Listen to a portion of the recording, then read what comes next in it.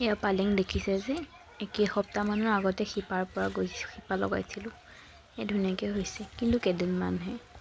তাকে ভাবিলোঁ পালেংকেইডাল দালিতে দি পেলাই খাওঁ। আহকচোন দালিৰ সৈতে পালেং বনাওঁ। ইয়াক অকণমান যাদু দেই, আকৌ এটা যাদু। ইমান সহজে জ্বলা নাই কিন্তু জড়িত। এয়া তেলত গোটেইখিনি কাটি থোৱা পাচলি দি দিলোঁ। তাতে নিমখ হালধি দি ভাজি দিলোঁ। ভাজি পেলাই ঢাকনি মাৰিলোঁ ভালকৈ সিজিবলৈ।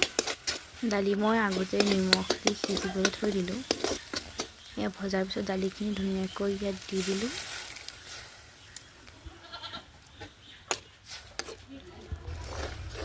এয়া আমাৰ দালি পালেং আৰু বিলাহীৰ তৰকাৰী হৈ গ'ল। তাকে ভাতৰ লগত খাওঁ। ফুলকবি ভাজি আৰু আছিলে আচাৰ, ধুনীয়াকৈ লৈ লৈছোঁ। খাবলৈ কিন্তু বৰ সোৱাদিছ হৈছে দেই।